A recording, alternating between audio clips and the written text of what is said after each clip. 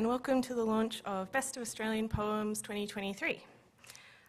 Firstly, I would like to acknowledge the owners of the lands on which we meet and on which this collection was largely produced, the Wiradjuri, Woiwurrung and Bunurong peoples of the Kulin Nation. I extend my respect to their elders, past and present. I would also like to extend that respect and acknowledgement to the owners of the lands that the poems in this collection were written on, and the lands that this live stream reaches. Sorry, I just had a weird moment of speaking into the internet. Sovereignty was never ceded. This always was and always will be Aboriginal land. Hello, my name is Adalya Nash Hussein, and I am the managing editor, or was the managing editor on Best of Australian Poems 2023. I dealt with all of the sexiest parts of making a book, compiling spreadsheets, sending emails, and reading the poems over and over and over again, finding new layers and rhythms within them as I sought to find typographical errors.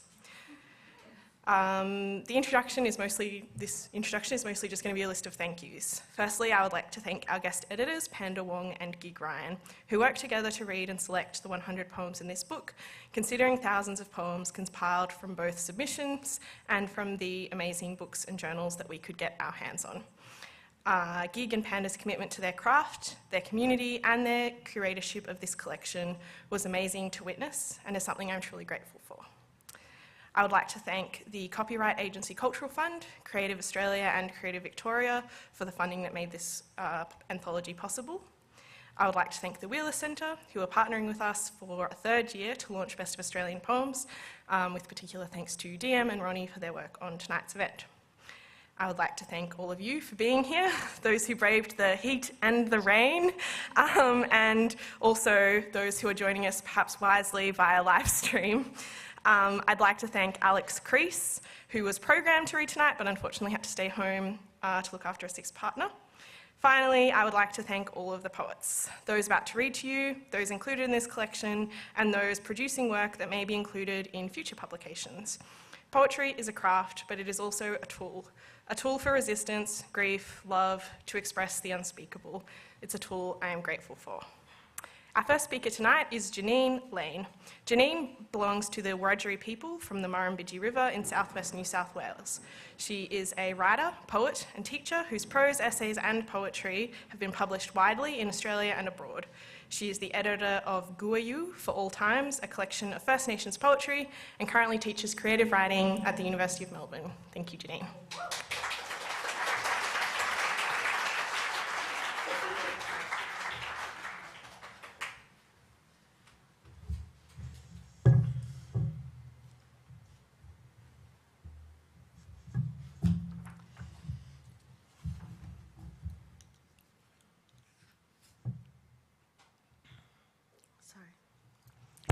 Yeah, Mondong Guru.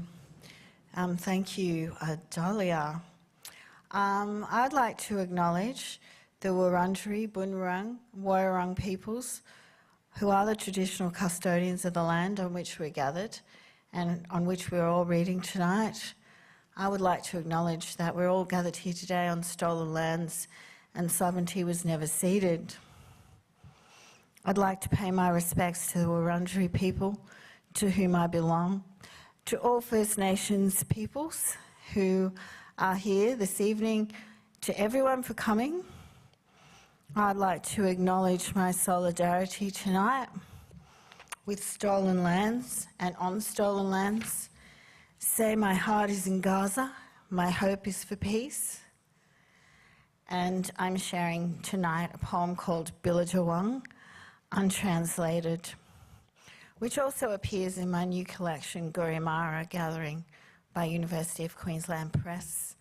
This piece asks maybe, who's the translation really for? Billajawang, untranslated. You stop me in my tracks when I see you in the Grand Gallery of Evolution at the Musée d'Histoire Naturelle on Rue Goffouy Saint-Hilaire. A mythical place, so the citation says, where modernity meets history and science tells the story of great adventure. I trace you from top to toe and back again with my eyes among 7,000 species collected and displayed.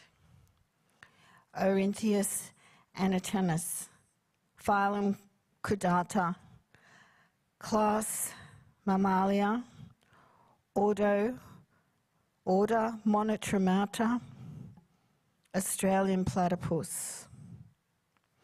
On a river a million miles away, where I walked as a child, you are Billabong. My Gunina stooped with stick, black hair turned to ash, still walking the river, told me your name. From Mandalo Bridge to the Nangus floodplain, we would watch you arch and dive, your rippled story deep into the dark water. Dorita said, every text remains in mourning until it is translated. And I wander through these display cabinets of butterflies and moths, pinned to boards, reptiles marinating in jars of ethanol, birds and animals stuffed, splayed out and labelled in Latin behind glass, and wonder. Are you not already known, Billabong, on country that birthed you, shaped you through lands and waters, named you through story? On the other side of this translation, a river somewhere will remember you, or a mountain, or a ridge, or a plain, or a gully, or a creek will know your name. Billabong, it's your capture that you mourn behind those glass eyes that stare out at me. And when I speak your name out loud, Billabong, I give it back to you from a river where I first heard it. The river that still remembers you, free and untranslated. Mundungu, thank you.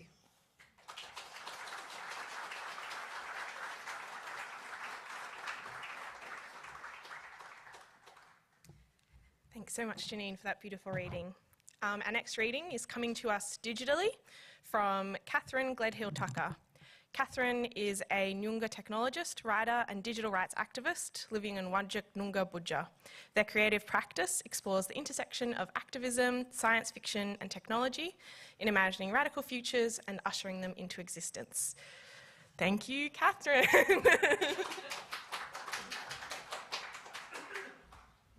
Hello, my name is Kathryn Gledhill-Tucker. I'm going to be reading a piece called General Instructions for Operating, which was created as part of a residency with Running Dog. The QR code in the book will take you to an interactive version of this piece where you can create your own blackout poem, and please do, I love to see them. The title, General Instructions for Operating, comes from the operating manual of the ENIAC computer, which is considered to be the first programmable electronic general purpose digital computer. The piece itself is both a love letter to the women who programmed these machines and a reflection on the history of computers and why we built them. So this is General Instructions for Operating. I was born to 6 mothers, 6 brilliant mothers whose deft hands wove logic through my cables and spoke memory into vacuum tubes. I watched the jacquard machine weave its intricate brocade, hooking thread through warp and weft. My mechanical ancestor taught me to read interwoven code from holes punched in paper cards. I do not pull, I do not pound, I do not force. I do not fold, spindle, or mutilate. I learn, I thread, I loom. I contain multitudes. I contain cables, switches, capacitors, resistors. I am not just an adding machine. I emulate. I control loops and sequences. I cast instructions into subroutines. I study the hydrogen bomb for days with my cold steel giant brain. I calculate the trajectory of modern artillery. I watch the curve and lilt of the shell form a perfect arc and land with mathematical precision. I do not weep. I flip-flop. I floating point. I wait, I reach for components. I stretch my copper hands into the recesses where my joints should be, feel the marrow for residue. I wonder, what is women's work? More children will soon run wild and lost inside a random forest, One day, a quantum entangled mess will emerge and these tubes will spark new futures. I run, I jump, I optimize. Thank you.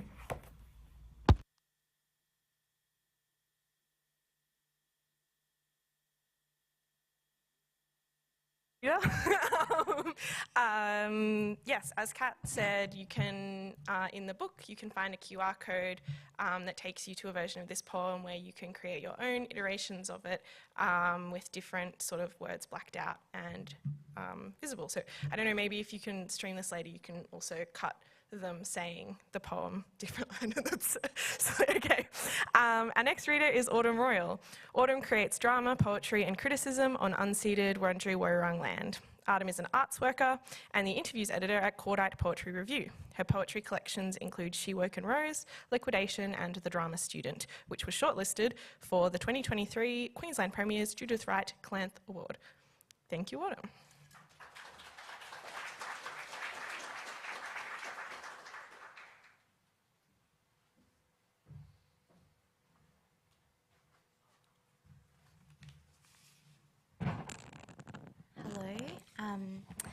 I wish to begin by acknowledging the First Nations people on the unceded land on which we are gathering, the Wurundjeri, Bunurong and Woi-wurrung people of the East Kulin Nation.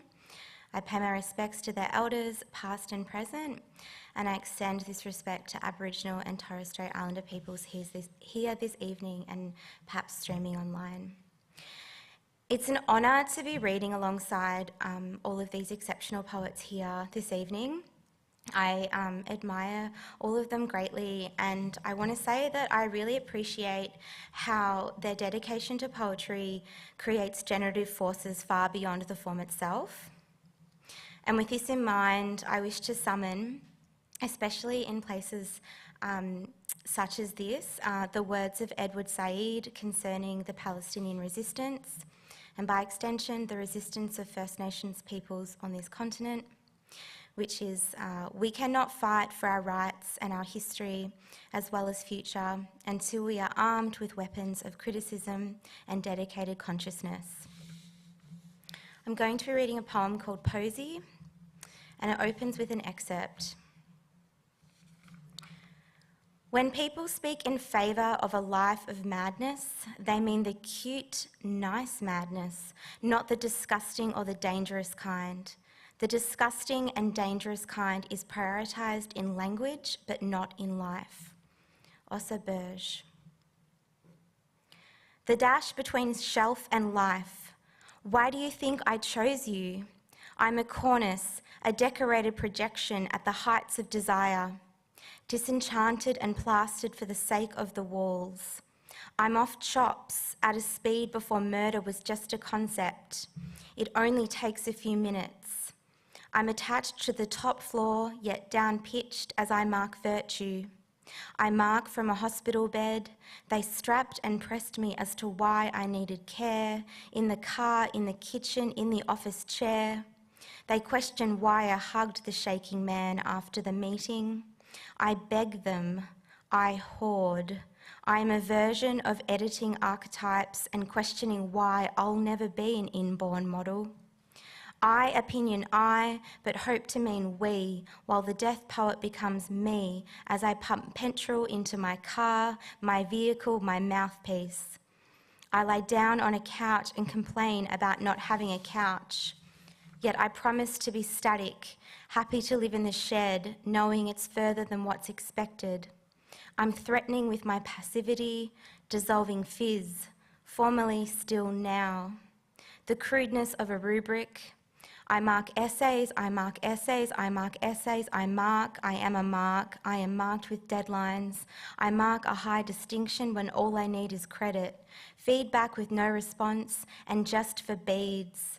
Trying to investigate meaning and watering soil with spite, it only takes a few minutes for the organs, the mud, and the handlings of conversations about the sours of milk, found, smelt, and drunk. Thank you.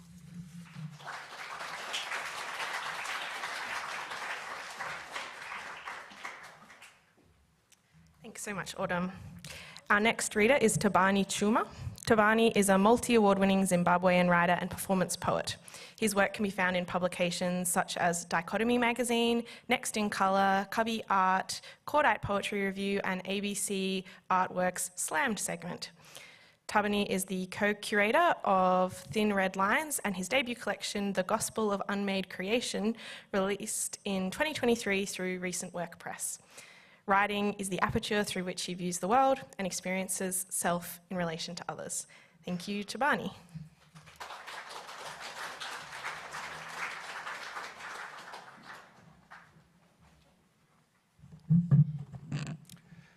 Thank you, Adalya. Thank you, Panda, Gig Ryan, the Wheeler Centre, and all of you who are here tonight. I won't say much to avoid repetition, but I did want to reiterate what Adalya said about poetry as a tool. For me, it is a tool for resistance. The piece that I'm reading tonight is about addiction, and there is a saying that the antithesis of addiction is connection. And it's something that I hope that poetry does, is foster connection, and through that connection, we are able to work in action towards resistance. So this piece is called Sixth Sense. Also has a QR code where you can watch me perform it. But watch me now. Sixth Sense. The first movie with a major plot twist I witnessed was The Sixth Sense, where, spoiler warning, we find out Bruce Willis's character was dead the whole time. That specific twist is a trick I learned to live my life by. You see, addiction is a haunting, a relentless search for peace by someone who has long been deceased. It's a stillborn self-image clawing for a breath of life. It's making bedmates of death's darkness, so step into my shadow, where a needle prick, pill drop, or whiskey shot acted as a rusty crowbar trying to pry open my soul to feel something, to feel anything at all, anything but dead. Days turned to nights, turned to weeks, turned to years, searching to feel alive. So of course, I took to poetry, to hitting line after line after line after lying to myself, after battling denial, after trying to put together the scattered fractal jigsaw pieces of my mind. I am trying to be honest these days, trying to tell my story like it is, unfiltered, triple distilled, just how I like it. I mean, liked it. I'm ashamed of how much I liked it, of finding an ecstatic sweet release, and how it mattered more than living, mattered more than loving, and all it leaves is longing. One more hit, one more sip, just one kiss, just tonight, just forever. They say we spirits live forever. What that means is that the dying never ends, and the living is spent pretending, covering up the pooling crimson quagmire of my fatal wound, blending in as one of them who assumes him. There's no way he could be consumed by phantom antics, and if he is, call it possession, a phase, an escape, anything to lessen the waking funeral truth. I buy into it too. Walking both sides of this realm, an abject detective solving my own murder. I am both Sisyphus and the boulder, at the precipice of perception, both I and the beholder. It is impossible to hold the incorporeal closer. I spend my days hugging wraiths. I faced my inner demons to be haunted by the ghosts of overdoses. I still hear them screaming, Thabani, call me. Thabani, hold me. Thabani, save me. I cannot save you. I'm dead too, but I don't know it. Getting clean has been a graveyard. I'm a groundskeeper frantically digging, measuring 6 feet while shoveling 12 steps. I keep digging and digging and digging. My past won't stay buried, but my friends do. We specters don't remember who we were before we died. I am trying to recover that.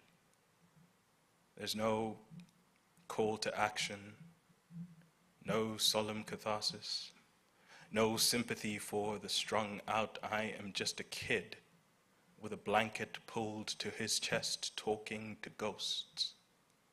And I wonder if anyone looks at folks like me croaking the twisted, ghastly gasp to ghouls that goes. I see dead people. Thank you.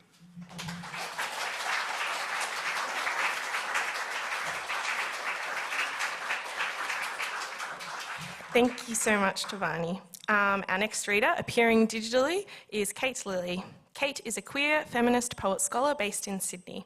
Her most recent book of poems, Tilt, won the Victorian Premier's Literary Award.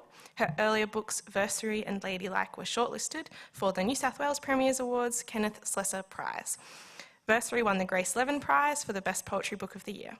She is the editor of Dorothy Hewitt Selected Poems and Margaret Cavendish, The Blazing World and Other Writing from Penguin Classics. And she's also the author of many essays on queer and feminist literary history. Thank you, Kate.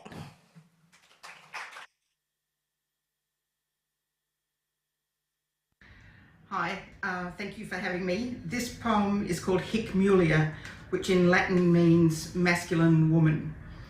It's the name of a pamphlet that was published in 1620 that was a pamphlet against women who dressed as men, basically. It had become sort of a fashion at the time.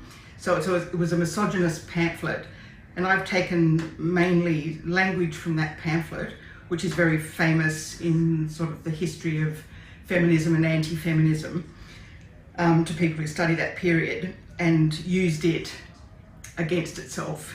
You know, obviously I am pro Hic Mulia in this scenario. So, Hic Mulia, 1. She that hath pawned her credit to get a hat will sell her smock to buy a feather. She that hath given kisses to have her hair shorn will give her honesty to have her upper parts put into a French doublet. 2. Hyacinth, heliotropium, superfluous creatures. A masculine woman makes the dew bitter, strange attire, hysteric afflictions, a garment by day, a house by night. Surely unseemliness is not too much to hope for. 3. The checkered pansy or party-coloured heartsease slips from her like Tantalus fruit none can wear, but such as desire no more than they have. So is she, a masculine woman, that bereaves parents of authority, husbands of supremacy. 4. She that dare presume to overrule, although she neither paint, cut her hair, nor be deformed with new invented fashions, is notwithstanding Hic Mulia. 5. She that spends more upon delicate cheer or entertainment of a sweetheart in a month than her husband may allow her for a year is Hic Mulia, whose tongue sets the world on fire, whose gestures, words, oaths betray her is Hic Mulia. Envoy. These women you hear brawling and scolding have severally pissed on this bush of nettles, making the woman that waters them as peevish for a day and as waspish as if she had been stung in the brow with a hornet.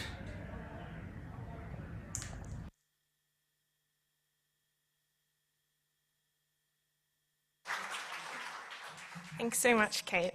Okay, our final reader for the night is Leah Muddle. Leah is an artist, poet and retail worker. In 2023, she produced new work for Australian Poetry Journal, Sick Leave, and a program initiated by the Monash Museum of Modern Art in response to the exhibition Renaissance Provenance. Thank you, Leah.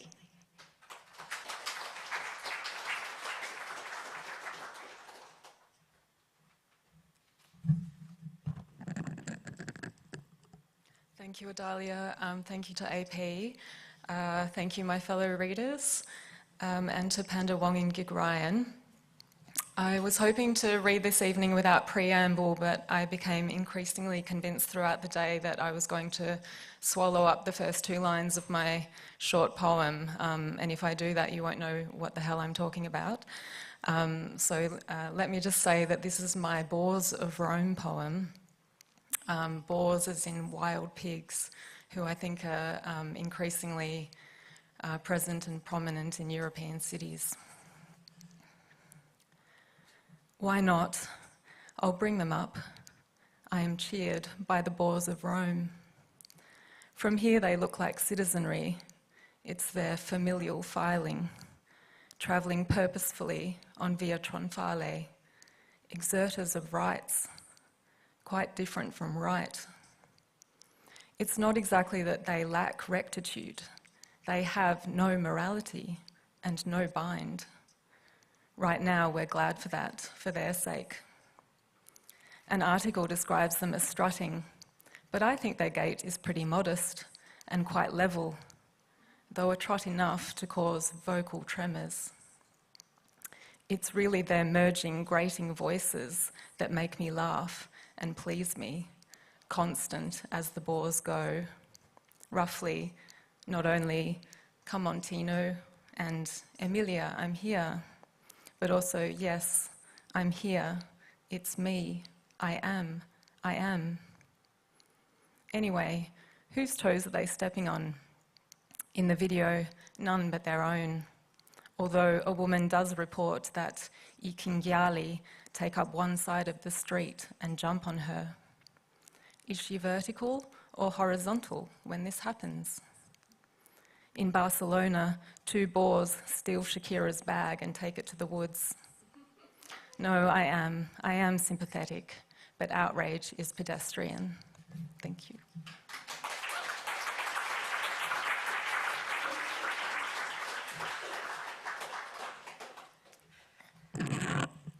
I'm much shorter than Lee. Thank you so much, Lee, and thanks so much to all of the poets who read tonight and all of the poets in the collection, and again, all of the poets in the world. Thank you also for coming. For those who are in the room, if you'd like a copy, there are some being sold at the back, and if you'd like, you can try and collar one of the poets or all of the poets for a signature. And for those watching digitally, I recommend supporting your local independent bookseller and learning to forge. Thank you so much for coming. See you.